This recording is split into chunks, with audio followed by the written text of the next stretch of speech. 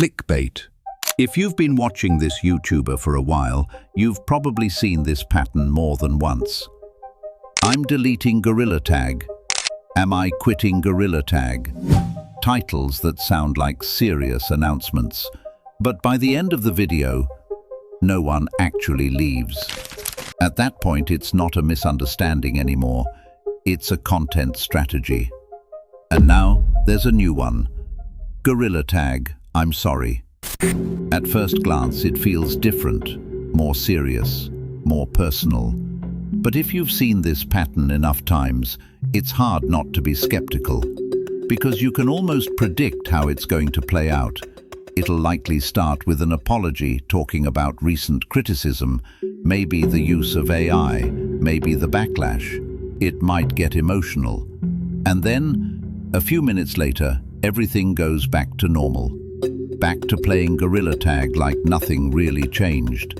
Even the content itself often feels familiar variations of ideas that have already worked before. These games before! I'm also guessing the content will just be recycled from older videos.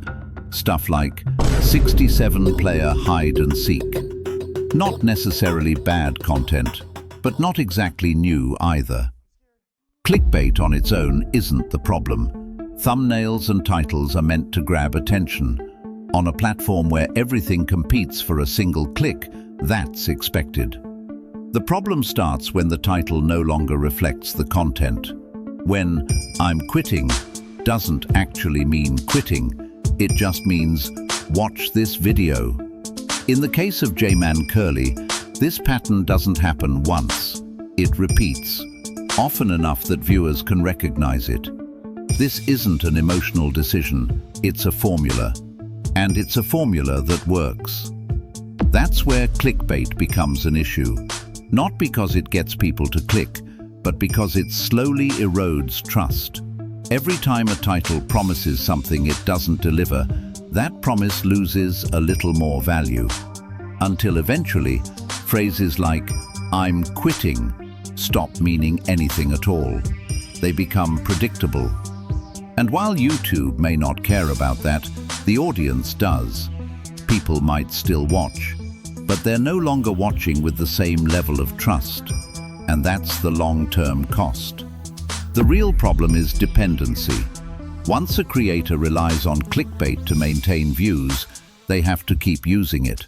The titles have to get bigger, the stakes have to feel higher. And over time, it's no longer the content holding attention, it's the packaging. In the case of Jmancurly, this becomes especially clear.